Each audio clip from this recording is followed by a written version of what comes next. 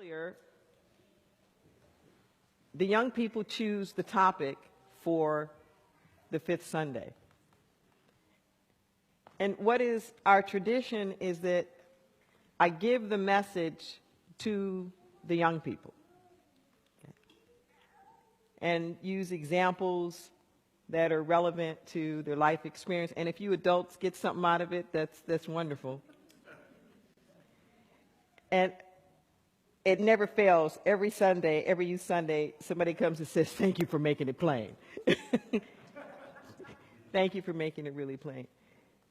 So with their infinite wisdom, they chose the topic, gratitude creates community.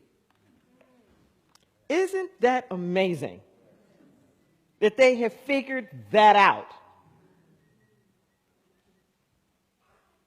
How often have we tried to create community without the gratitude? How's that working for you? And what I love about it is this kind of understanding that gratitude automatically creates community. That once you get into gratitude, there is something that happens in the heart space. Okay? So community is whenever that is that we're together. And sometimes we think of that word community as like really big. But we need to remember that whenever people come together, that's creating a community.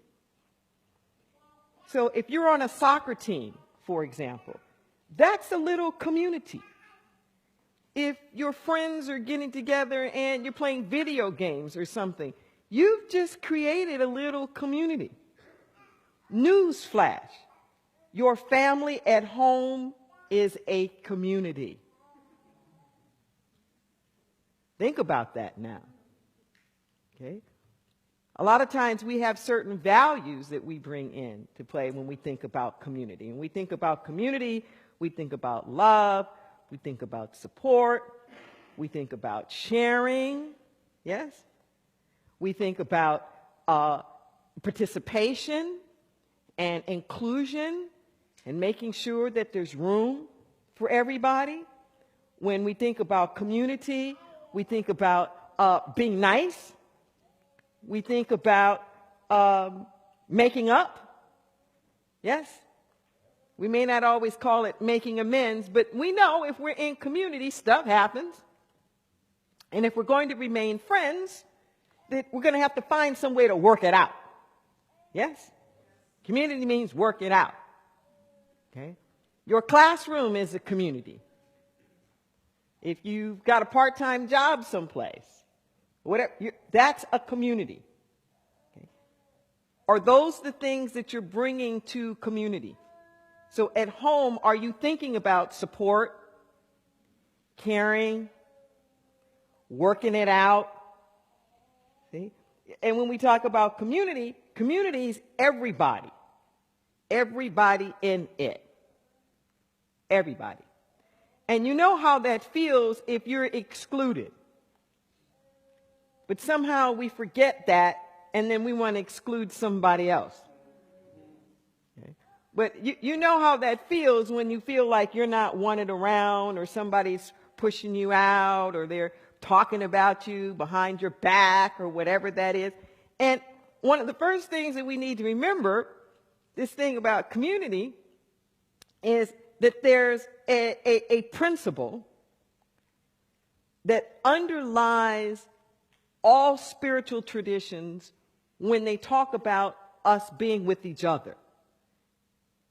Now, sometimes it may be referred to as the golden rule, or karma, or what goes around comes around. But basically what it boils down to is don't do to other people what you don't want to have happen to you. It's about that simple. And that no matter what it is that you do, it's going to come back around. That's good news and that's bad news. Okay? So the good news part of it is if you treat people in very kind and nice ways, then guess what? some of that kindness and niceness gets to come back to you. Okay? If you're mean and nasty and difficult to get along with, guess what? That's what comes around back to you. Okay? But we get to control. We get to say how kind and nice of a world it is. Catch that. We get to say how nice and kind of a world that it is. Now, there's something we need to pay special attention to these days, and that's our technology. Because the technologies that we have today, we didn't have when I was a kid. Okay? And there's this way that we can reach people really quickly. And when I was growing up, there used to be a phrase, pictures don't lie. Okay? Because back then, you couldn't alter a picture. It was what it was.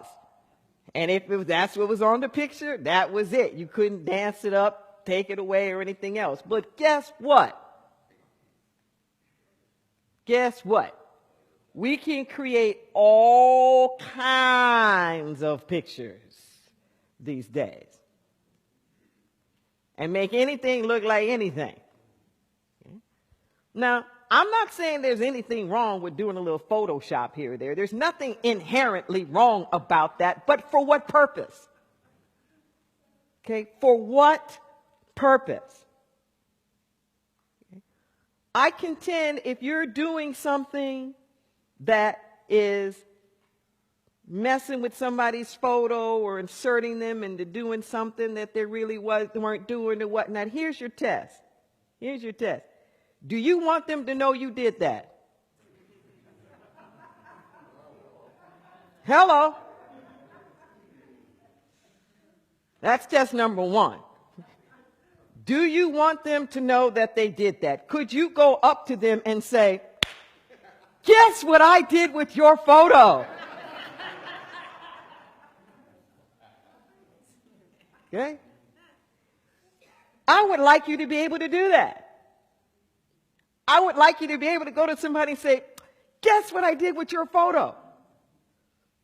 Wow, you know those games you're going to? I've got you standing on the victory box and you've got the gold medal around your chest already. Look at this.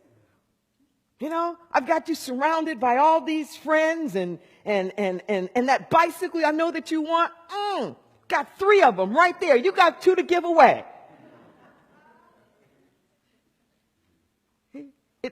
Are you doing something that's going to add something? Okay? So that's number one. Do you want to admit that you did it? And 2, how do you feel doing it? Gratitude creates community. Okay?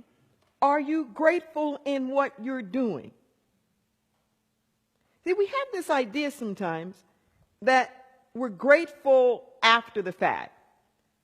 So if I'm going to be thankful, somebody does something for me, and then I'm grateful for that. But you know what? When you get into gratitude, you feel good being the one doing something for somebody. Okay?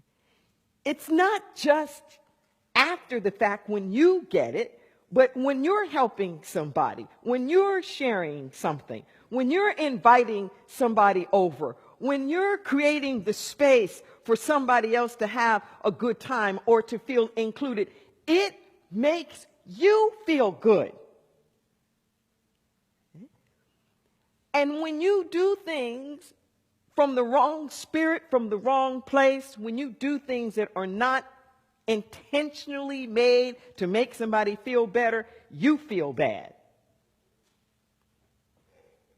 You feel bad. You feel bad by the own things that you did. Yes? Yes. And there is a way where we're not just stuck. Isn't that a wonderful thing? We're not just stuck. If ever we've done something in community, or one-on-one relationships that wasn't the kindest thing, that wasn't the nicest thing, we can always go back and clean it up. Trust me, it doesn't go away. Stuff that happened when you were 10 is still lingering on in your mind at 20 and 30 and 40 and 50 and on and on and on. It is. And it goes both ways. It goes both ways.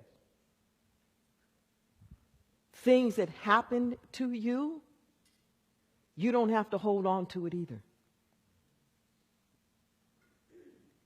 Gratitude is this little thing that flicks the switch. Okay? You don't have to like everything everybody's done. I'm not saying that you have to do that. But when we start to shut down, so you do something to me, and I don't like what you did to me, so I'm, okay? So my next friend comes along who's trying to be nice to me, but I'm, There's no room to receive the next nice thing coming to me because I'm too, Yeah? And beware of these decisions that we make at such a young age. Nobody's ever going to hurt me again. I'm not going to be stupid enough to trust anybody again.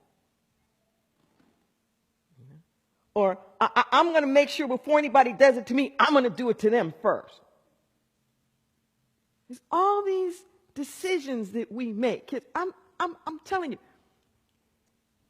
you know the issues that those of you who are kids now have with your parents and ways in which your parents act?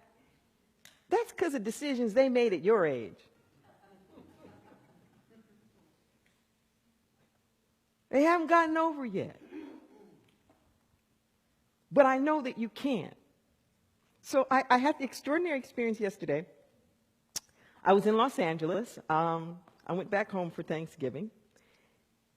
And I'm one of these kind of rare people around these days, at least in the States, particularly in California, where when I go home, I go home. This is the house that was bought when I was 6 months old, and nobody's moved. And everything's still there.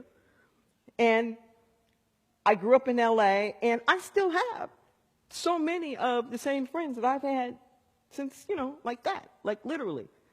The girl I grew up to next door, she came back. She still owns that house. She was there. So yesterday I had breakfast with my old Girl Scout friends. We started this troop in the 2nd grade. Okay? And we're still friends. I scored a ticket to the game. There was a big game yesterday between USC and UCLA, which are these big cross-time rivals, this football game, and they're basically kind of playing to see who's going to be in the Rose Bowl. And I realized I hadn't been to one of those games since I was a senior in college. I'm from a very, very, very big USC family, and it was great. I had a blast. But the people I was with were folks that I had been in college with and that had been with my brother in Boy Scouts. These are many, many years. Many, many years. And what I know about community is that it grows, it changes over time, and there's some folks that stick around. We live in a society now where everything's kind of throwaway, where it's easier to replace something. The technical name for it is dispensable, where it's more easy to replace than to protect or nurture or salvage.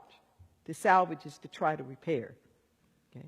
And we've gotten into this place now where very few things last.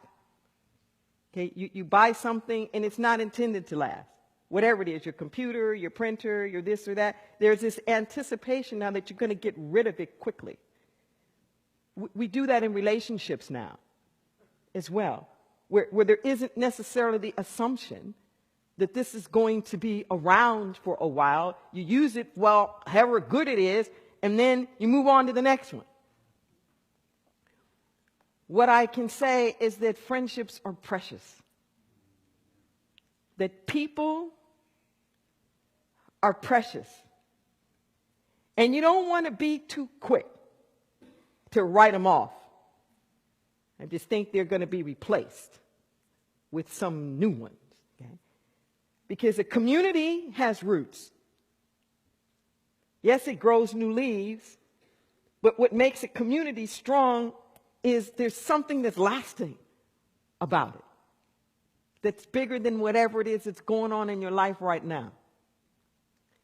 So